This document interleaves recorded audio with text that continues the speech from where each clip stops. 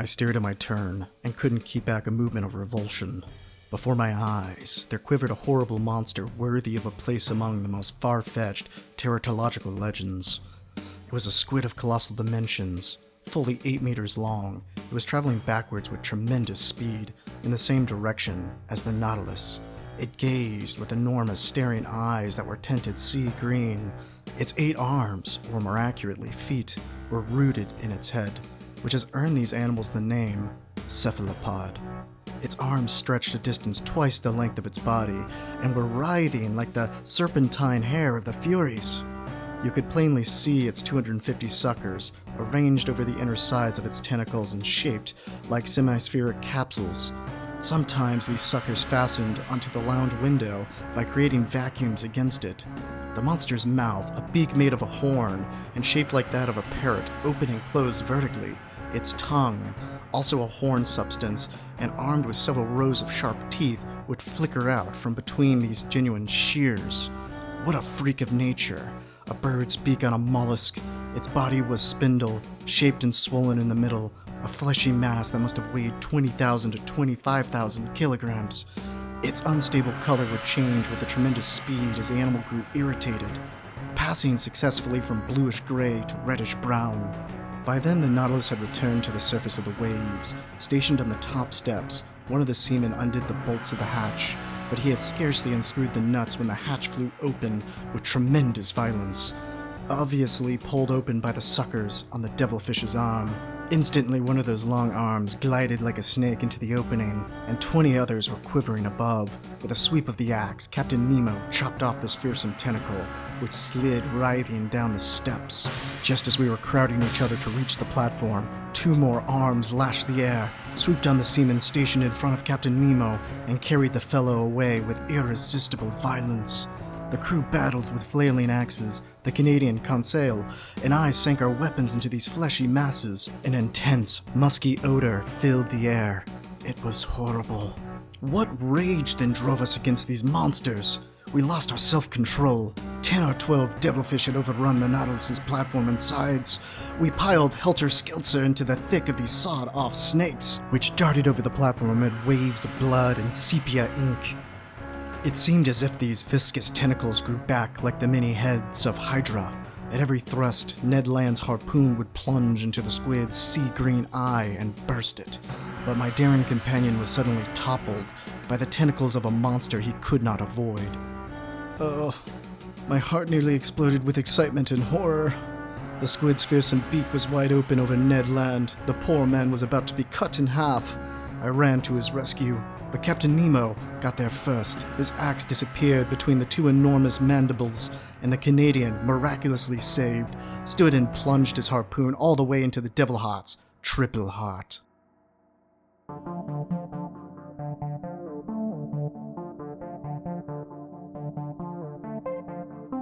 Do you find yourself more afraid of treading water on the surface of the vast ocean? Or do you find yourself more afraid of being surrounded by a gaping and incomprehensible abyss? Vast, deep, and obfuscated things create a visceral fear in all of us. We fear what we don't understand. Hitherto, the lives of deep-sea animals have been a mystery to science. This is due in part to the complexities of studying these wonderful animals, residing at depths that were previously impossible for us to reach. Now, with the development of advanced ROVs, we can finally observe and study these animals in their natural habitat, finally uncovering their mysteries and wonders. Here we go. There it is. Look at it flash, look at it flash. I can only imagine what one would be like. It's 10 times the size. I think it would be dragging me around. Somebody like Scott, who just marvels at the beauty and the power of these humboldt squid, still doesn't like killing them himself. You know, every time the fishermen were pulling them up, he tried to flick them off the hook and let them go. He doesn't want to kill them, but he certainly doesn't disagree with the fishing industry on them. This is quite a bit bigger, this one. These are amazing creatures. Things that normal ocean animals don't have the ability to do, they do. And so the potential for their impact is huge. But the ocean is vast, making observations of these elusive animals often serendipitous. such as during standard inspections of oil rigs. For centuries, the Kraken has inspired our imaginations, whether with Jules Verne's iconic 20,000 Leagues Under the Sea, or mythology that defined religions, folktales, and culture.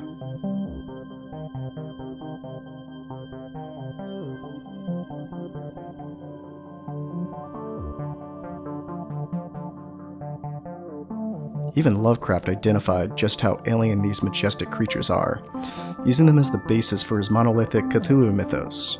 They are truly alien, both in how they evolved and how they exhibit intelligence and curiosity. Thanks very much for that, both of you, Dr. Schultz and Lauren, for conveying that information. And there is a short-finned squid. Look at that. And so you can see it's obviously just been spooked by us and inked us. That's what all that green matter is floating around it. Yeah, go ahead. And this was likely a defensive strategy. It's meant to distract any predators. Cephalopods are among the most successful predators in the deep ocean, evolving in diverse ways to conquer their environment, filling niches. They are related to snails, clams, and slugs, with their closest living ancestor being the nautilus. Most squids only live a few years, but the legendary giant squid can live up to 5.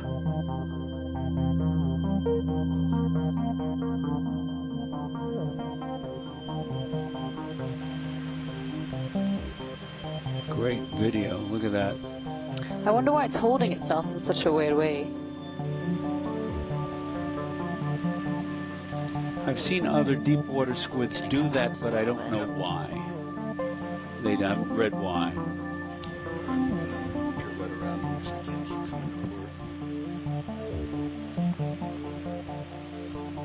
forward. And unlike many squid, in which the fins are rather firm and are used more for stabilization, like fixed-wing aircraft, this one actually can swim with its fins as well as jet propelling itself with its funnel. It's curious about the camera, exhibiting intelligence. And it's time to let him go. That was great. Thank you. Here we see the anatomy of a colossal squid. Its smaller cousins have the same basic organs and structure. Here we have the giant squid's anatomy. While both octopuses and squids have 8 arms, squids have an additional 2 feeding tentacles that are used to quickly lash out and snag prey. Squids have hooked claws lining their arms and tentacles to better grapple, unlike the octopuses who only have suckers. These hooks give squids one of the best grips in the whole animal kingdom. Squids have a streamlined body better suited for swimming in the open ocean. In contrast, octopuses have bulbous bodies that are malleable, enabling them to squeeze into tight spaces and morph the very shape of their body to blend in, giving them the best camouflage in the whole animal kingdom. Finally, both species have chromatophores, which enable them to change the color of their skin quicker than you can blink your eyes. Chromatophores are marvelous neuromuscular organs that are bags of pigment, basically, that can open and close under control of the brain. Imagine this is the bag of pigment looking down at the squid's skin. When the bag is closed, you don't see very much. When it's open, you see a nice pixel, a spot of color, and the squid can change that under control of the brain, just like my fingers are working this one. If I try to do multiple ones, now I can begin to make patterns. You can get an idea of what the squid is doing when it's controlling 2 million of these. I can only do 2, but the squid may have 2 million or 10 million chromatophores in the size of a Humboldt squid. It's a marvelous behavior and a beautiful one. Like with octopuses, squids use their chromatophores to both blend in and communicate with each other. Their use of chromatophores take on a whole new language compared to octopuses, a distinction due to their completely different environment.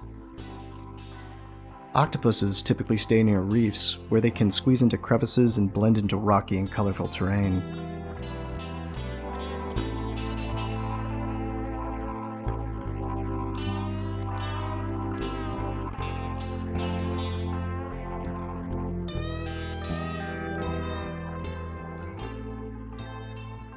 Squids flourish in the deep ocean, where speed and a streamlined body are far more advantageous.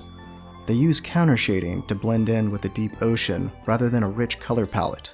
They often display reds, which is a color that is effectively invisible at these depths. Light wavelengths decrease from red to blue light respectively, which impacts the ability of the color spectrum to penetrate the deep ocean. Blue light penetrates best, green second, yellow third, followed by orange and then red. Red light doesn't reach beyond 100 meters of depth.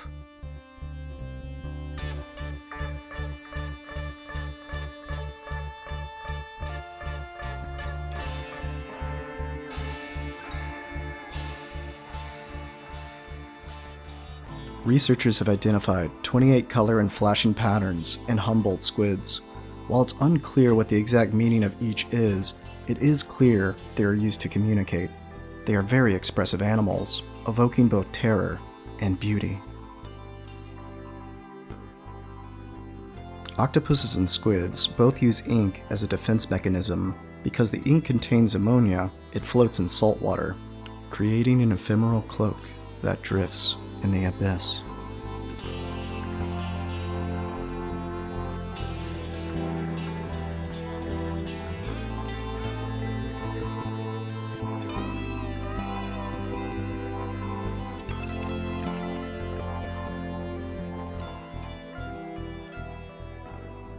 Different squid genuses will exhibit different behaviors. What we're observing here with the inking is a phenomenon called pseudomorphs. These ink masses look like other marine wildlife.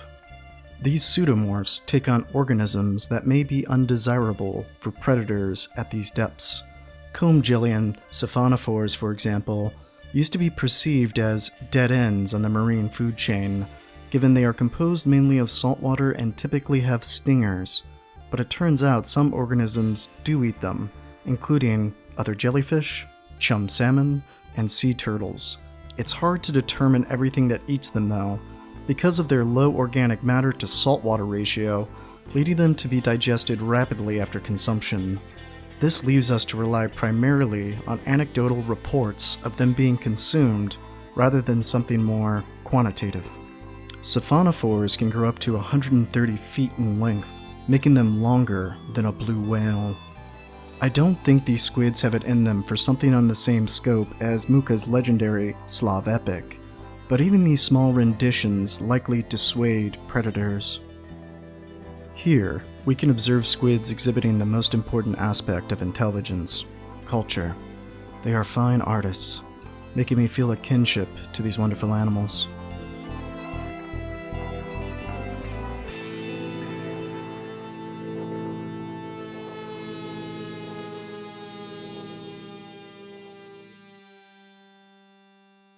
Finally, like with octopuses, its funnel is used to expel ink, waste, lay eggs, and jet propulsion for locomotion.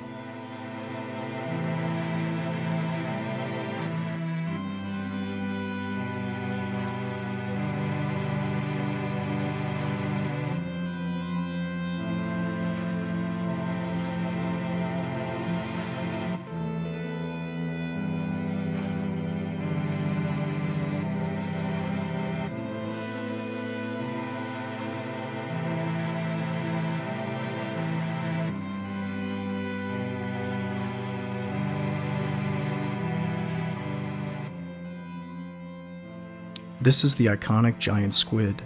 It can grow up to 43 feet long, making it the longest cephalopod known to science. How did this marvelous creature evolve to be so massive? Before we dive in, pun intended, to these wonderful creatures, let's first lay some groundwork on deep sea animals and their extreme environment that they have adapted to thrive in. Wow. Octopus. Oh, Whale fall. Oh, whale fall. Oh. Oh, here we go, baby. Okay, Yes. Kimmy is phenomenal. We can't stop, can we? We You are. can stop and come back if you want. Yeah. I think.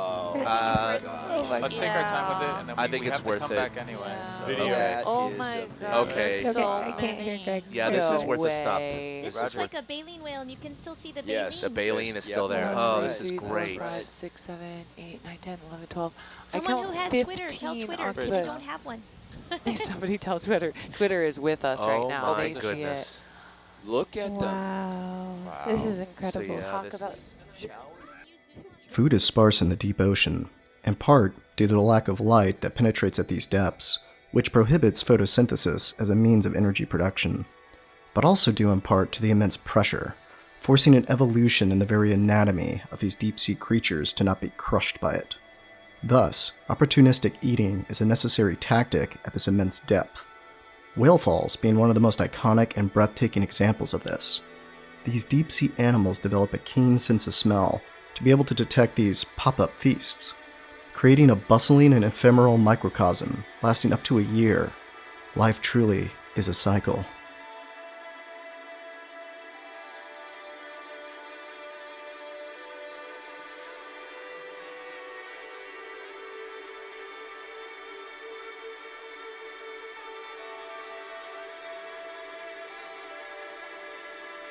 A common feature in many deep-sea animals is called abyssal gigantism, which is the tendency of these animals to be far larger than their more shallow-dwelling cousins.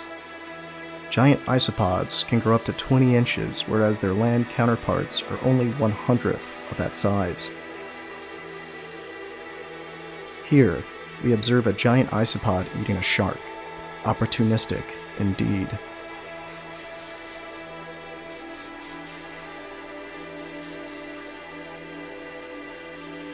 There is much speculation about what caused this abyssal gigantism to occur. Perhaps to reduce predation, the need to store large food reserves due to the paucity of resources and large stretches between meals. Colder temperatures also could increase cell size, and concentrated oxygen requires larger respiratory systems to utilize.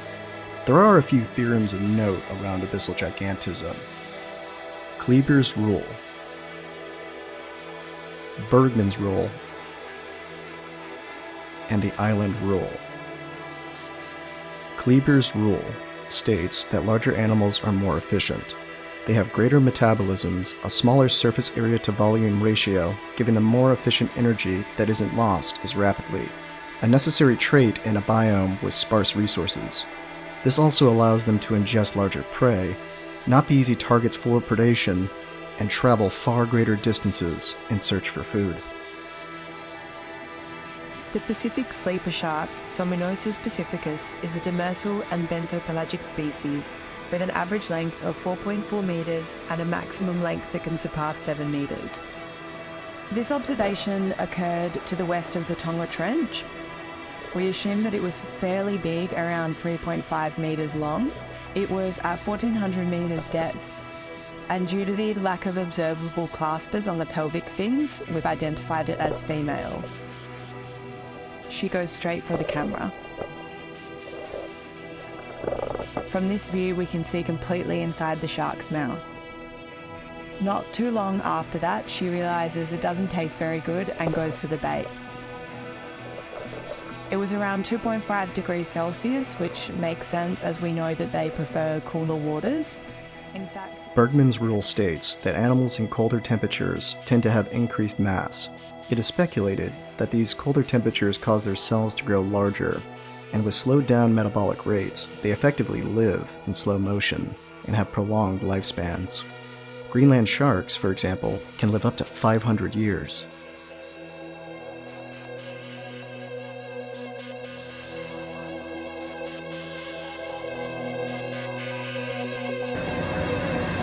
This is a monster. She is huge. And now she's belly side. I can't do anything. Oh, no. We're armed, but there was a young male that wandered my way. Okay, she's not here now. Oh, there she is. Oh, yeah, but I'm not going to shoot her. Oh, my goodness. My goodness. That is amazing.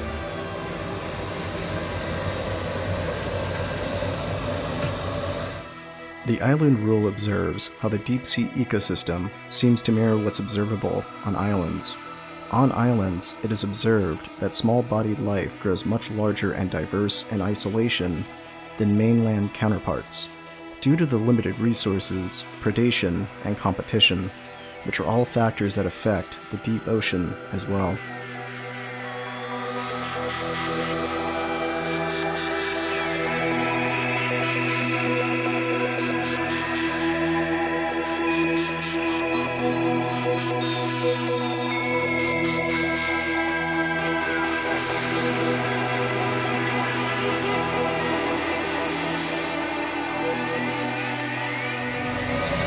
gun. She's trying to. Whoa.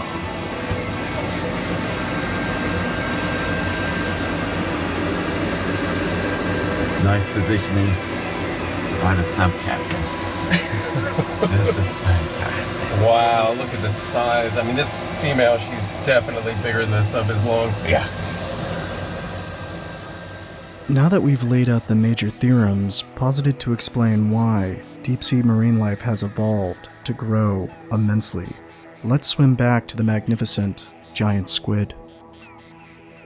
Here we can observe the first ever documented specimen of a giant squid, taken in 1874. Almost all we know about giant squids come from dead specimens that have either drifted to the surface or washed ashore.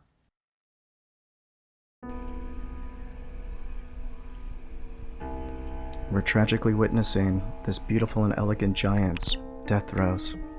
Notice the flesh. It looks torn and worn. It drifts lethargically.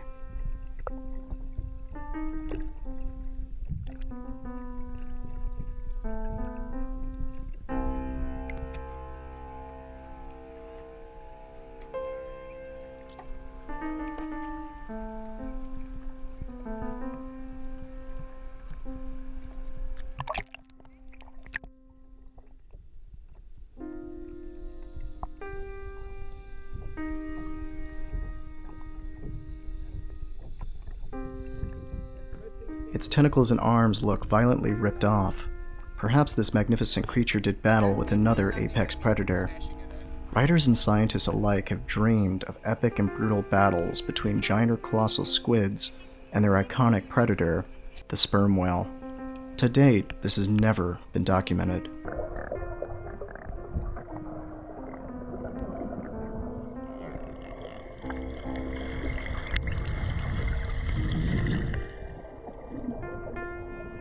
Though, most southern sperm whales are typically covered with scars, presumably from the hooked tentacles of these giant invertebrates. Inspections of sperm whale stomachs often reveal the beaks of these predators, due to the difficulty in digesting them. Maybe one day, this elusive battle will be documented.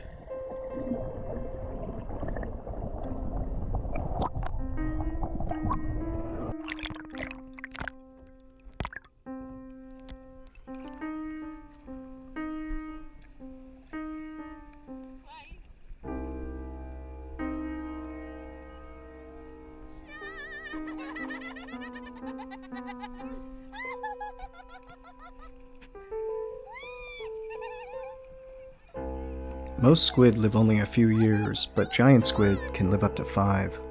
We are able to estimate squids' age by an organic material called stateless, which helps squids balance. They accumulate growth rings, which is how we've estimated the lifespan to be roughly 5 years. This means giant squids grow rapidly in only a few years, up to 40 feet in length. This growth rate requires abundant energy, indicating that giant squids are likely voracious hunters.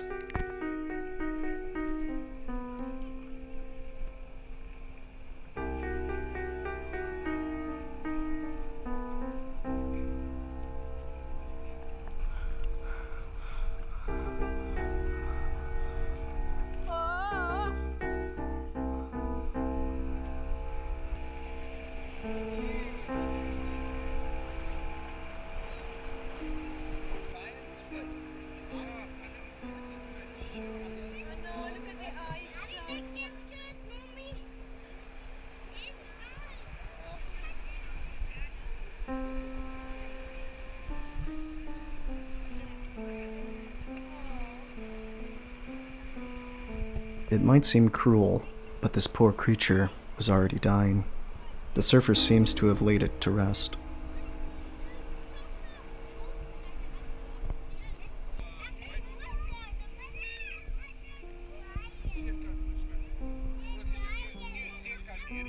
That is the squid's reproductive organ. Unlike other squid genuses, who use a modified arm for reproduction, this organ protrudes from its funnel up to 7 feet.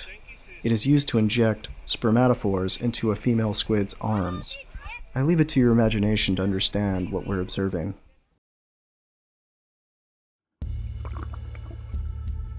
Giant squids can lash out at their prey from 33 feet away. Their toothed tentacles and arms rend and tear into the flesh as they pull their quarry towards their powerful beak to feast.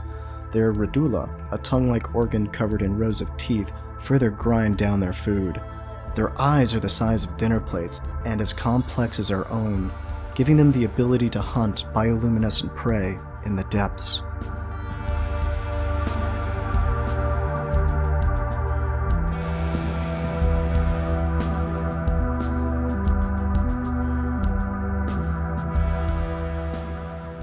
Here is some rare footage of giant squids lashing out at bait, hoping for a snack, and leaving quite disappointed.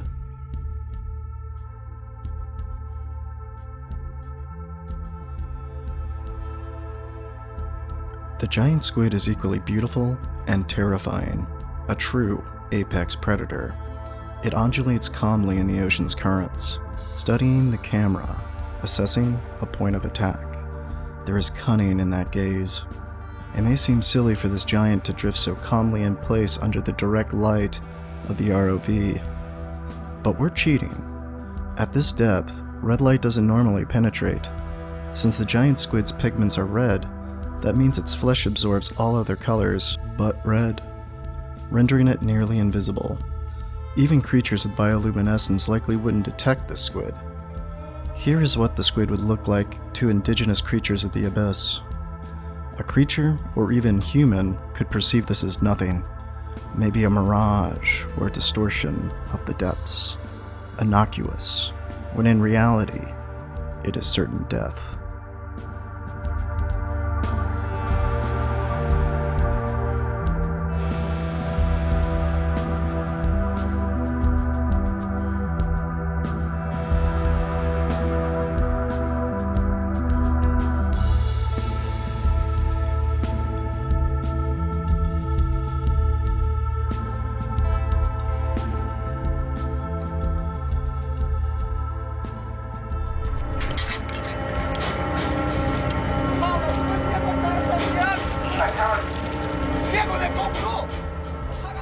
Much like the giant squid, the colossal squid is poorly understood, and most information we have about them comes from dead specimens that either drifted to the surface or washed ashore. What we're observing here on a fishing vessel is truly rare and special, showing a live colossal squid grappling with a caught toothfish, one of their favorite delicacies. The colossal squid was first documented in 1925 from 2 arms recovered from the stomach of a sperm whale. While shorter than a giant squid, the colossal squid is heavier.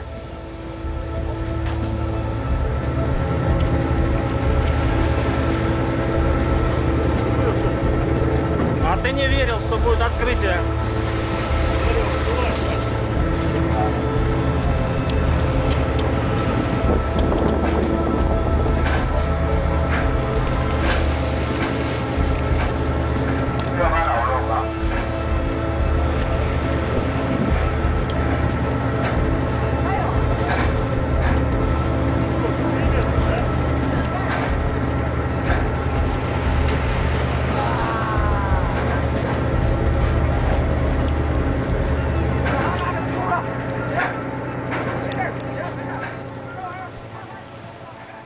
Here we can observe the chromatophores of the colossal squid shift from a deep red to a pale white, likely indicating stress.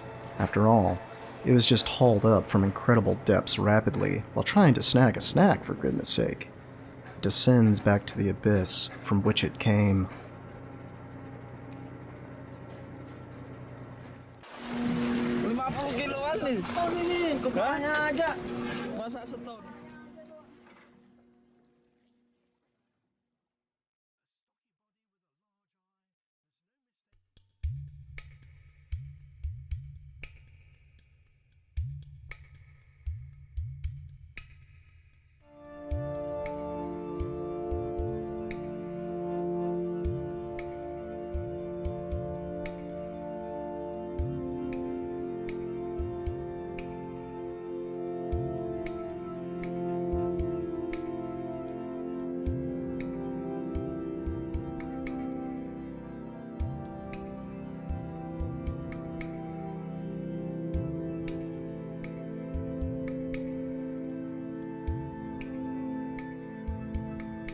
This image shows just how massive a colossal squid is compared to a human.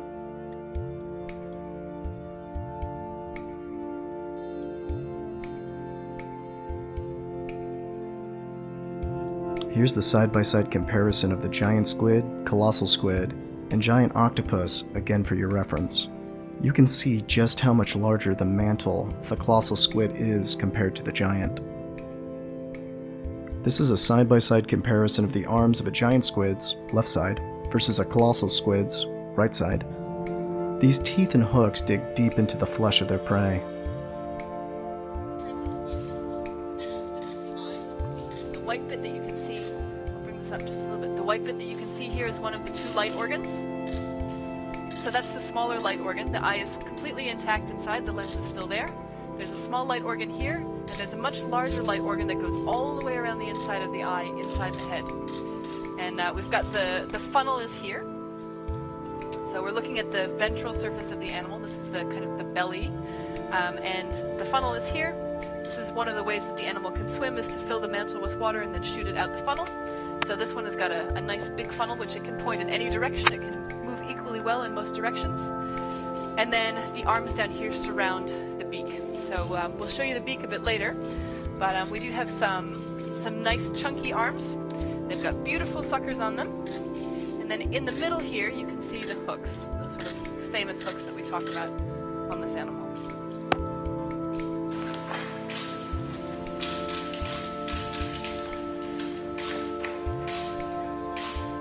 Yeah, so cephalopods are known for having extremely good vision. There's some mysteries about it. It seems like most cephalopods are completely colorblind, including octopuses, which are masters of color camouflage. So we're not really sure how that's possible. But we know that the eye, oh, all right, and there we've got half the eye lens. Right, so the eye lens does deteriorate quite quickly. It's in layers, and the layers start to peel off as it defrosts. So we've got half of that hemisphere. I was talking about the fact that it forms a full sphere, so that's half of it, and the other half is still in place. And it's, you know, nice and shiny and pearly, a bit like a human eye lens.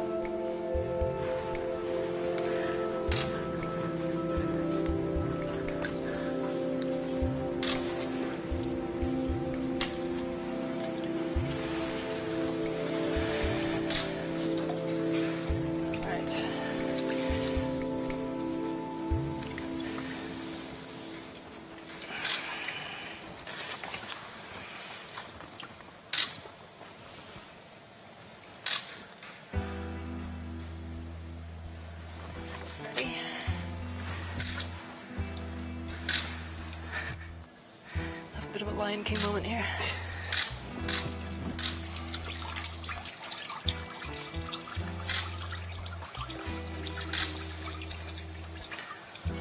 It's a squid. There is one more poorly understood giant, obfuscated by the abyss. This is the beautiful and graceful Magna penna squid, my personal favorite of the Krakens. It moves like a butterfly, looking delicate yet still evoking power and some primeval fear in me. Estimates, based on video evidence, put the total length of the largest Magna penna at 25 feet or more, with some estimates up to 40 feet. Here the squid appears to attack the ROV, perhaps a bit camera shy. Can you blame it? The first ever sighting of this unique squid occurred in 2001 from ROV footage near an oiling rig. It was presented to Michael Nicholson, who had this to say about the revelation. Quote, "My reaction was to jump out of my chair and start yelling profanities, because I knew it was something really different."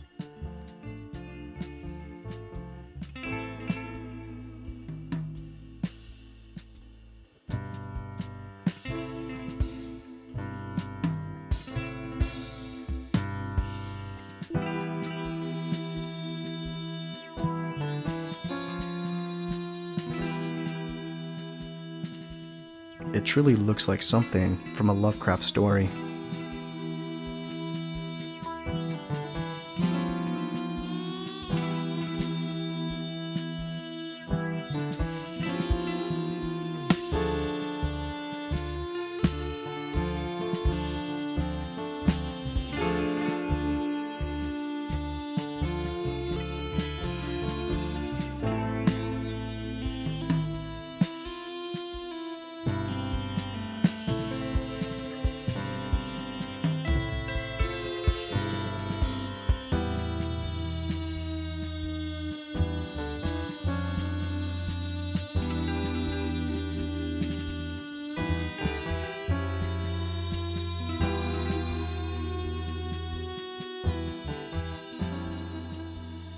What's curious about this genus is how there are multiple videos near oiling rigs spotting this elusive creature.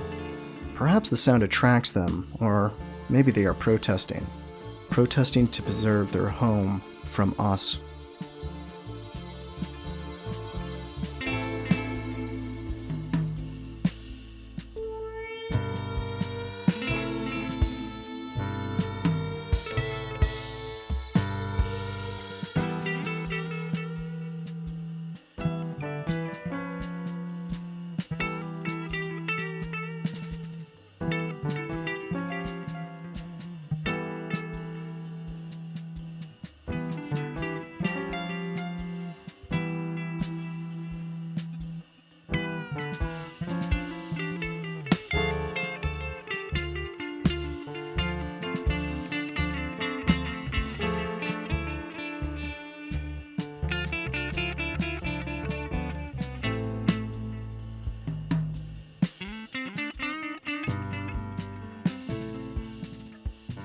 Like with the giant and colossal squid, we know very little about this genus. They are thought to be the deepest dwelling squid, with sightings as deep as 20,000 feet.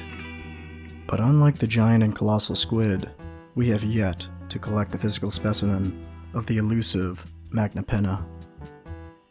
We have no idea how they reproduce. We have never documented them eating.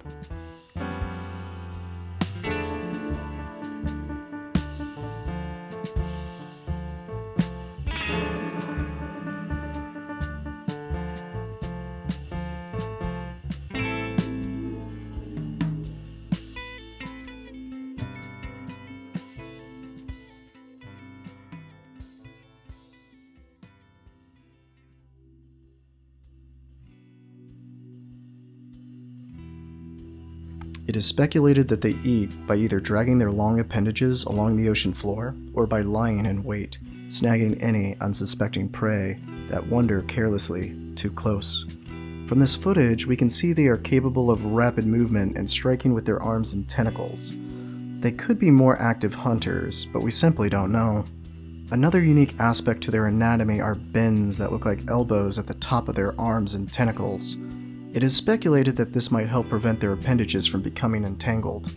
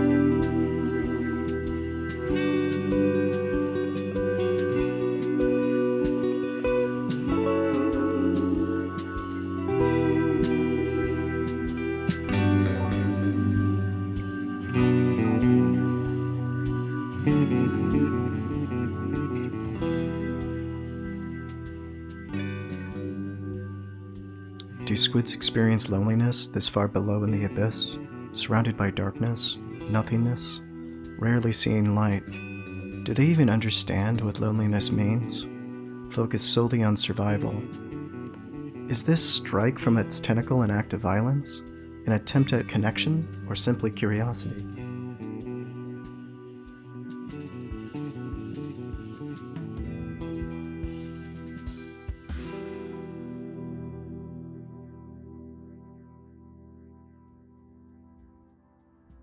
Not all deep-sea squids are giants. This is the deep-sea squid, Gonadus onyx, also known as the black-eye squid. The black-eye squid only grows up to 7 inches.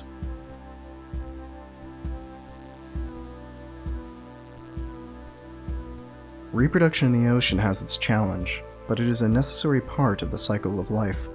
Different animals have developed their own ways to reproduce that adapt to their very environments. Food and population paucity in the abyss make this task even more challenging. These wonderful animals must wander around in the black abyss, surviving and searching in utter darkness.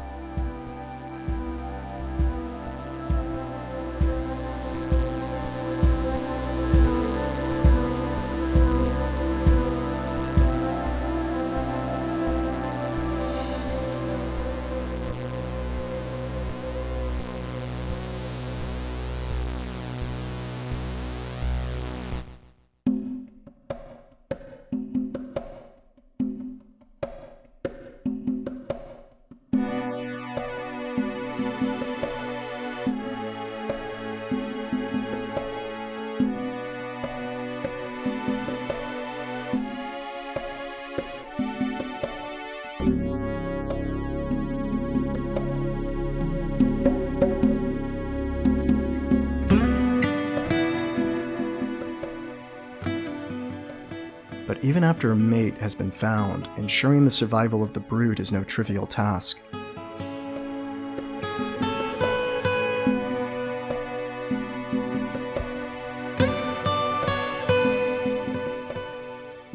Shallow water squids will lay tons of eggs in protective casings along the ocean floor, leaving them to fate. Octopuses will lay their eggs and the mothers will stand vigil, protecting their brood. Squids don't have this luxury. The open ocean doesn't have crevices and structure, only an endless void. Some deep-sea squids will simply release thousands of eggs into the open ocean and hope some will survive by sheer numbers. The Gonadus onyx squid takes a more involved approach, gestating their eggs in a sheet that they must hold on to for 9 months, having to constantly move, not able to eat or defend themselves, as noble as the great octopus.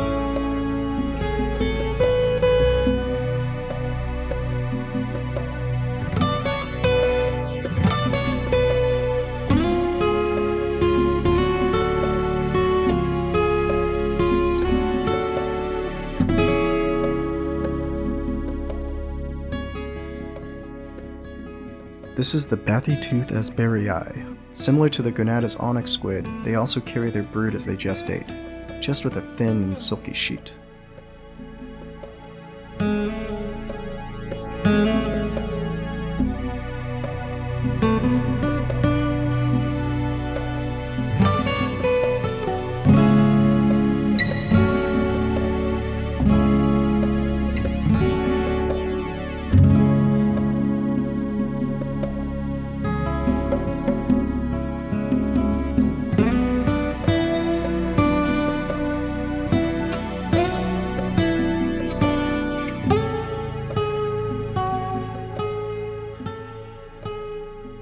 The Gonadus onyx squid has a proclivity to cannibalism.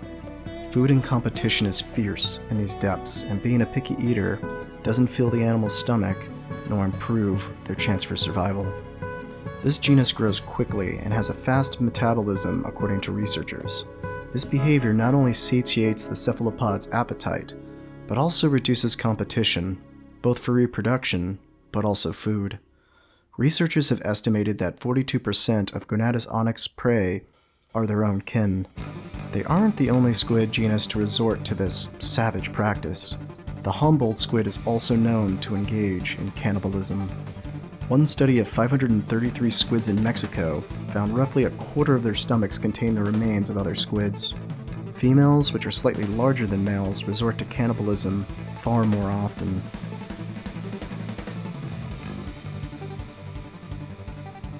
Eat the patriarchy.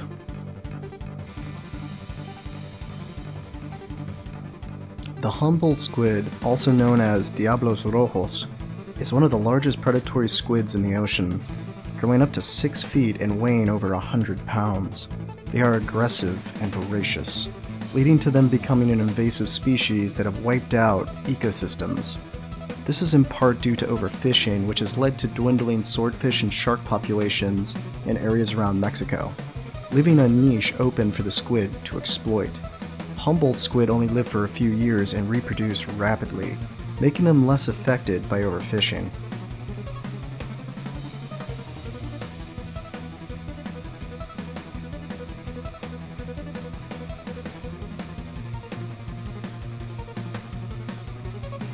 Humboldt squid can quickly flash their chromatophores, which often happens while they are feeding.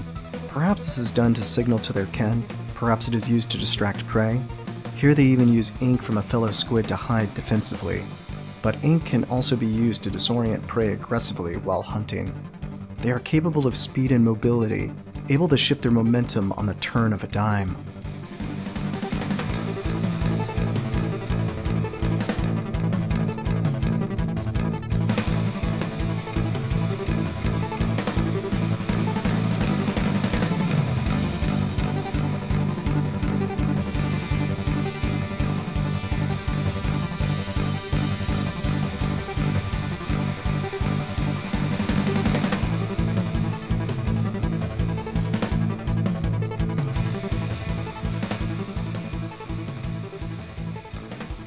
Here we can see a juvenile specimen of a Humboldt squid, its arms and tentacles coated in sharp teeth. Juvenile specimen. So it's catching its prey using a combination of the 8 arms and these 2 long tentacles as well. Yeah, look at those teeth on that thing. And they're angled in one direction, so while the animal is sucking onto its prey item, it's also cutting and chewing into it and locking mechanically. See, those are more like the teeth I expect to see inside a piranha's mouth. So how many suction cups and teeth would one of these animals have? And an adult male can have 1,200 suction cups on it. And every suction cup is lined between 21 and 36 teeth, which is between, 25 and 36,000 teeth on each animal. That is extraordinary. So once it's got a hold of something, there's just no way it's getting away. Yeah, it has probably one of the best grips in the animal kingdom that I know of. So look at this. So Scott, if you can manipulate the beak for me. Absolutely. As the animal itself would do. This beak is where all of the damage to the animal comes. So this, right here, is why we wear chainmail suits when we're dealing with a Humboldt squid. The squid's beak is one of the hardest materials found in animal physiology. At the rear of it, it's much more flexible, and then at the very tip, it's like rock, isn't it? It is. In fact, it can actually become even more dense. The more pressure that you apply on it, the harder it gets. The beak is controlled by powerful muscles that can generate enough force to pierce through bulletproof material. I've seen this go through bone on a tuna's skull, which is really hard, dense bone. It's actually God damn me!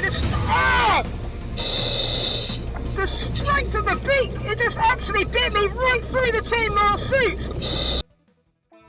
This footage is uncharitable to the Humboldt squid. The only time divers interact with Humboldt squid is during their diel vertical migration that occurs every nightfall. During most of the day, Humboldt squid stay at depths between 600 and 2,300 feet, well out of range for swimmers and divers. But at night, they move towards the surface. Diel vertical migration results in nearly 1 billion metric tons of organisms to migrate synchronously towards the ocean's surface daily. This dense movement of organisms was first detected by sonar during World War II. It was originally speculated to be a second ocean floor, given the depth was far shallower than it should have been. Diel vertical migration is done to avoid other predation. Predators this close to the surface will typically rely on eyesight to hunt, making the darkness of night ideal for these migratory animals. Thus, these divers are interrupting these squids' dinner. How would you react to people pointing blinding and flashing lights at you while videotaping it, and you're just trying to have them in that stack? Given that squids communicate primarily with their chromatophores and have excellent eyesight, they are invariably drawn to these flashing light sources, not to mention how the diver just grabs the squid and wrestles with it, antagonizing it even further. Nevertheless, it is dangerous to swim with these squids, but it would be dangerous to try to wrestle a bear while it was eating a salmon. There have been stories of these squids pulling divers down or attacking them. It's important to note, though, that these stories are quite rare, in a case of people interrupting these squids while they were trying to eat dinner, using flashing lights and reflective camera lenses which draw their attention due to their excellent eyesight. These squid, when not hungry, have also exhibited both curiosity and intelligence, sometimes even gently touching divers with their arms.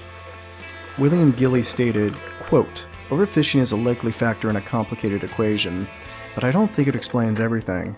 Humboldt squid aren't 100-pound brutes their whole lives. They start out as quarter-inch larvae that are just about the best food for fish there could be. Adult squid may be competing with the fin fish, but they are providing food for whales, and there are a lot more sperm whales in the Sea of Cortez than ever before." Quote, "Squids are like nomadic tribes. If the productivity were to change, they would move on. Right now, they are staying, and only an incredibly productive area could support such a level of top predator. We have to try and understand it the best we can."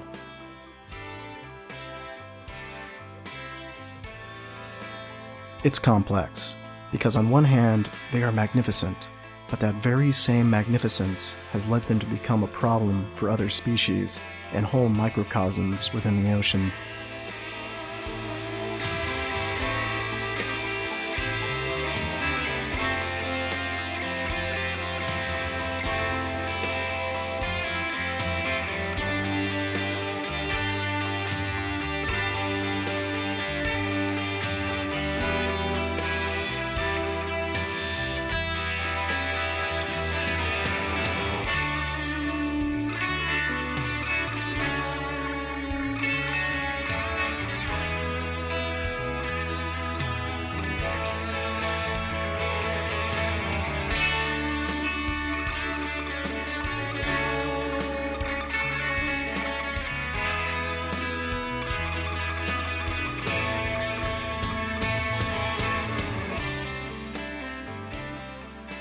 Everything is tightly connected on our planet, organisms evolving over millions of years to fill and exploit unique niches in their environment. Adding to the cycle of life in ways we can only begin to glean by studying these wonderful animals.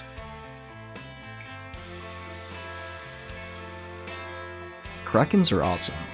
They may be fearsome predators, but they provide food for other predators in the ocean, becoming a necessary part of the cycle of life. They are beautiful, elegant, intelligent, terrifying, and mysterious. We're only beginning to glean these wonderful deep-sea animals due to advances in technology. Maybe one day we'll finally witness a sperm whale battling a kraken. Until then, we should protect these animals and study them.